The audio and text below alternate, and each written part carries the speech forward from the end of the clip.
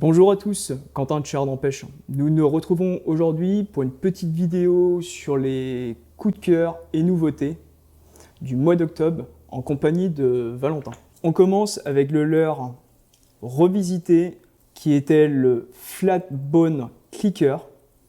Voici le Blast Bone 190 SF d'une longueur de 19 cm pour un poids de 50 grammes qui pourrait être utilisé avec une canne H ou XH. On y retrouve sur le leurre une petite bavette inclinée qui permet de pêcher dans des zones peu profondes, notamment pêcher les bordures, pêcher les tapis d'herbier. Donc ça c'est très intéressant pour dénicher de très gros poissons. On y retrouve sur ce leurre un leurre segmenté en deux parties.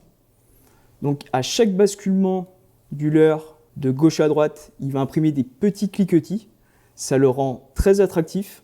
On y retrouve également une petite queue en élastomère. Nous y retrouverons dans la boîte une queue de rechange. Ce leurre est décliné en 4 coloris.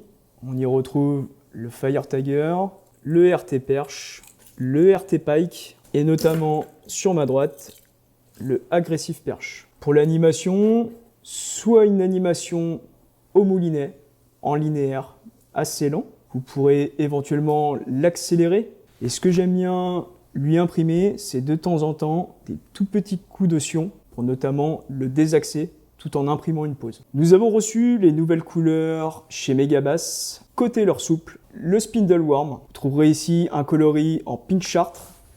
C'est un coloris qui est très efficace, notamment pour pêcher les eaux en crue. Il sera notamment redoutable d'efficacité pour pêcher les brochets par temps lumineux. Côté X-Layer Curly, nous avons reçu une nouvelle couleur. C'est le Solid Chartreux Black, qui est un très bon coloris, notamment pour pêcher des zones sombres, pêcher les herbiers, les roches. Là, on y retrouve un dos noir, un ventre chartreux, donc tout simplement pour apporter du contraste, mais également pour avoir un signal lumineux.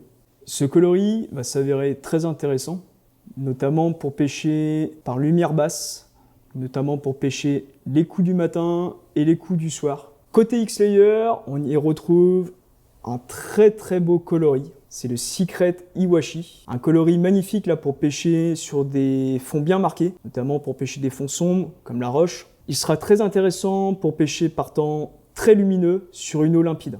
Pour compléter la gamme, on y retrouve une nouvelle couleur déclinée sur le Spindle Worm, sur le X-Curly et sur le X-Layer. Ce coloris est le Huracan. On y retrouve un dos marron, un ventre chargé, un peu jaune pailleté or. Donc ce coloris-là, il sera redoutable d'efficacité pour pêcher les fonds granitiques, les eaux un peu acides de couleur thé. Je pense notamment à toutes vos pêches en lac. Le célèbre Easy Shiner en Ketek fait son apparition en 3.5. Il est décliné en 10 coloris. En l'occurrence, moi je vous ai sélectionné 4 coloris que j'utilise énormément. Le Sight Flash, nous avons un coloris un petit peu plus agressif, le Chartre Belly. Un grand classique, le Ayou et le Orange. Chez Fox Rage, nous avons reçu 2 nouvelles couleurs pour compléter la gamme. 14 cm pour un poids de 24 grammes. Donc là, en l'occurrence, le coloris Goldie. Et enfin, nous retrouverons le coloris UV Pike. Parfait pour pouvoir l'utiliser sur une canne de type M ou MH, notamment pour pêcher les brochets en fin de saison. Chez Xorus, nous avons reçu les nouvelles têtes pour pêcher en head rig. Notamment ici, nous avons reçu 2 coloris, un coloris chartreux et un coloris Green Pumpkin. Celui-ci est décliné en plusieurs grammages. Vous y retrouverez du 2 grammes, du 3,5 g, du 5 g et du 7 g. La forme de la tête associée à un leurre flottant, très efficace lors des phases de pause, lorsque le leurre se positionne parfaitement à la verticale. Xorus a choisi d'associer un hameçon très piquant. En l'occurrence ici, on y retrouve un Jig 73, donc qui est très piquant, très résistant, notamment pour tenir des plus gros sujets au combat. On y retrouve également un petit ergot en bas, tout simplement pour bien positionner le leurre et notamment pour éviter de les coller. Pour rebondir sur la pêche du brochet, je vais vous présenter une petite sélection de streamers et de poppers que j'affectionne particulièrement. Pour démarrer, j'ai sélectionné un petit slider de chez Rainy's qu'on vient tout juste de recevoir. On va avoir un montage très propre, léger et vraiment efficace sur des pêches du matin ou du soir. On aura quelque chose qui va slider sur l'eau et qui sera redoutable sur des brochets en bordure. Donc là, on va avoir une action vraiment glissante. Et à ça, je vous ai sélectionné les 2 nouveaux poppers de chez Rainy's. Donc vraiment une imitation de grenouille qui reste efficace aussi en automne et en hiver. Donc on a une imitation de souris de chez Rainy's et une imitation de grenouille avec un hameçon légèrement lesté pour faire basculer les petites pattes dans l'eau. Je vous ai également sélectionné 2 mouches bien différentes mais qui sont redoutables sur des périodes automnales et d'hiver, justement quand le soleil va monter en cours de journée, ou juste une luminosité un peu plus forte. Le Deceiver, il est intéressant de par sa tête en bucktail. Vous allez pouvoir, à chaque animation, le faire couler, et il va remonter, tel un popper, à la surface. Enfin, un dernier modèle que j'affectionne énormément. L'année dernière, j'ai pris quelques très beaux cendres à la mouche sur ce genre de montage un peu jig, lesté. Donc on a un diabolo à l'avant qui va permettre d'aller pêcher très creux avec une soie ultra plongeante. Vous allez pouvoir descendre dans des profondeurs assez hallucinantes pour une pêche à la mouche. Vous allez pouvoir descendre à 6 mètres et venir vraiment chercher les cendres. En plus de ça, Rainy's a fait le choix d'y ajouter une petite wiggle tail pour ajouter une petite vibration. Sur un montage articulé, les hameçons se tiennent vers le haut pour éviter toute accroche sur les fonds. Et enfin, pour finir sur les streamers, je vous en ai choisi 2. Vraiment, celui-là, c'est absolument le streamer à avoir dans sa boîte quand on démarre. Vous avez un montage tandem, on rate très peu de poissons, et vous avez quelque chose qui est vraiment attractif de par sa couleur. Et la wiggle tail que j'affectionne particulièrement, ça m'a fait prendre vraiment beaucoup de poissons comparé à d'autres streamers qui n'ont pas la wiggle tail. Et pour finir justement, un streamer sans wiggle. Donc là, on va aller l'utiliser quand les poissons sont vraiment très méfiants. Moi, j'aime bien utiliser des imitations assez réaliste au niveau des couleurs, donc une imitation de gardon, de perche. Après, bien sûr, on peut mettre des coloris plus pétantes au besoin, mais quand les poissons sont difficiles, un petit gardon. Pour pouvoir lancer ces streamers, je vous ai fait une sélection d'un seul modèle de soie. Donc ça va être la soie Elite Rio Predator. Vous allez avoir une première version flottante pour toutes les pêches au popper le matin. Vous allez avoir une version intermédiaire over intermédiaire. Donc ça veut dire que vous allez avoir une première partie de soie qui va légèrement plonger sous la pellicule d'eau et là vraiment la partie de tête, la partie vraiment intermédiaire qui va plonger maximum 50 cm d'eau. Donc là on va pouvoir aller chercher des poissons qui se tiennent dans les herbiers, sur des bordures avec des streamers. Ensuite, une soie plongeante type S3. Donc là on va pouvoir aller chercher des poissons qui sont calés entre 1 et 2 mètres. Pour des pêches de cassure en lac, c'est vraiment intéressant. On n'a pas besoin de rajouter de versileader ou de polyleader plongeant, on a une soie qui est déjà plongeante. Et enfin, une soie S5, S7 ultra plongeante. Donc là, on va pouvoir vraiment pêcher avec des streamers lestés sur des zones entre 3 à 5, 6 mètres de profondeur facile. Bien sûr, on va être obligé d'attendre que le streamer plonge de par sa densité. Mais on va le faire plonger beaucoup plus rapidement avec ces nouveaux modèles de soie. Les soies Elite sont dotées de 3 technologies. Le revêtement Slick Cast, qui va vous permettre d'avoir une meilleure glisse dans les anneaux. Le Connect Core Plus, ce qui va vous permettre d'éliminer toute l'élasticité dans la soie. Et enfin, pour les soies plongeantes et ultra plongeantes, il y a une petite révolution qui a été faite, c'est qu'on va supprimer le côté cassant qu'il peut y avoir entre chaque partie plongeante de la soie. C'est-à-dire que sur la S5, S7, vous allez avoir 2 types de plongeants. Plongeant, ultra plongeant. La nouvelle technologie permet d'avoir un alignement de la soie et d'avoir un meilleur contrôle pendant les dérives, ce qui évite d'avoir une cassure complète de sa soie. Ce qu'on pouvait connaître avant avec les versileaders et les polyleaders. Donc en fonction des lieux où vous pêchez, vous avez le type de soie correspondant, une flottante intermédiaire que j'utiliserai beaucoup plus sur des zones shallow ou rivières, et des soies plongeantes à utiliser en lac, notamment sur le cendre ou à la mouche. On rigole bien quand même. Pour pouvoir lancer ces streamers et utiliser ces soies, je vous ai sélectionné 2 cannes.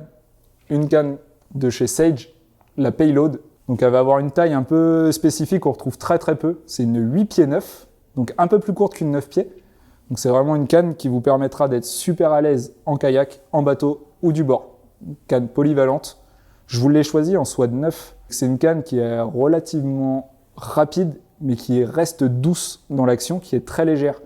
Donc c'est une canne que je vais beaucoup utiliser avec une soie flottante et intermédiaire. Je vais moins la charger avec des soies plus lourdes, type plongeante. Pour ce faire, je vais vous présenter un modèle que j'utilise vraiment depuis quelques années maintenant. Franchement fabuleux, ça va être la Redington Predator série Pike. C'est une 9 pieds soie de 10. C'est une canne super nerveuse qui charge les soies plongeantes très rapidement et elle permet de combattre de très très beaux poissons. C'est une canne qui est vraiment...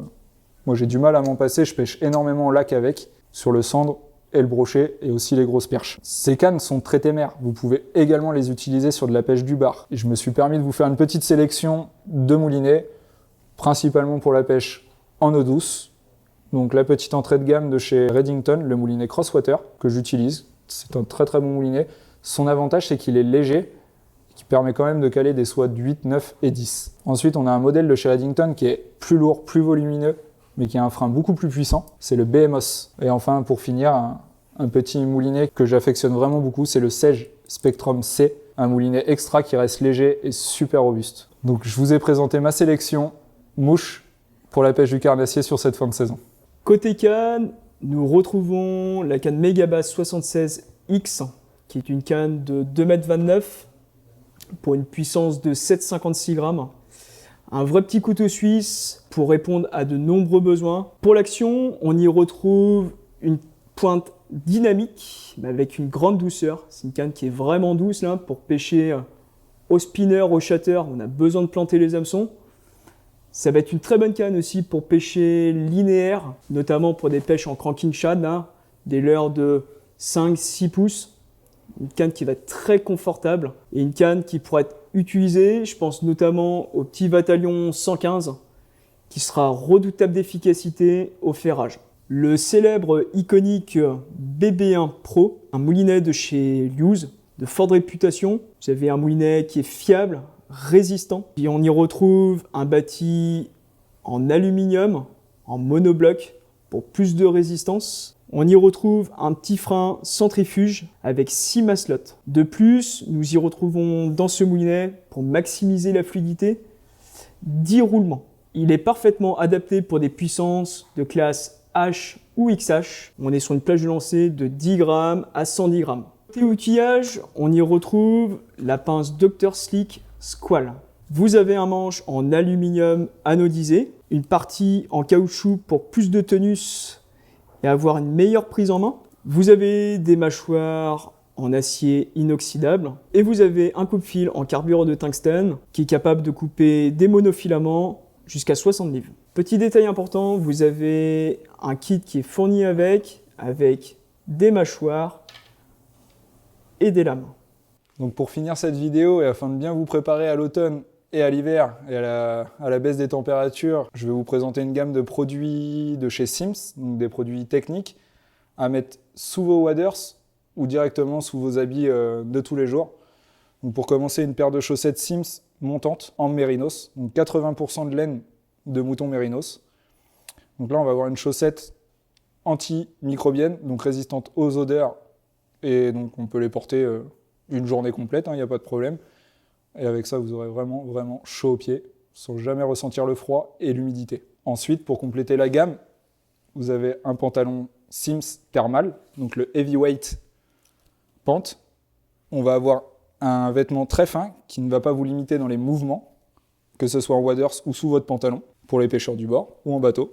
Donc là, on a quelque chose de très respirant, avec un minimum de couture pour ne pas laisser la chaleur de votre corps s'échapper. On a vraiment quelque chose de très léger, très confort. Et pour finir de compléter la gamme, le petit hoodie Heavyweight. Je vous conseille de le porter avec un petit t-shirt en laine pour bien garder la chaleur, bien que vous pouvez le porter aussi à même la peau. Les avantages de ce petit hoodie, c'est que vous avez une capuche intégrale qui recouvre quasiment tout le visage et la tête, un petit rallongement au niveau des mains où vous pouvez glisser votre pouce à l'intérieur. Donc là, sur le haut des mains, vous êtes couvert aussi. Donc le fait de mettre ça dans vos waders, ça va vous permettre d'évacuer la transpiration de votre corps, mais en gardant le côté respirant de vos waders. Ça, c'est vraiment utile pour être à l'aise vraiment toute la journée et pas accumuler l'humidité entre vos couches techniques de ces matériaux-là et de vos waders. Avec ces sous-vêtements techniques, vous allez pouvoir profiter de vos plus belles pêches automnales sans subir la météo. Donc voici notre sélection nouveautés et coup de cœur du mois d'octobre. Si vous avez besoin de plus de renseignements, n'hésitez pas à poser vos questions sous la vidéo, dans l'espace commentaires, par mail, par téléphone ou via les différents réseaux sociaux ou nous rendre visite au magasin à Pontivy. Sur ce, on vous donne rendez-vous le mois prochain. À bientôt. À bientôt.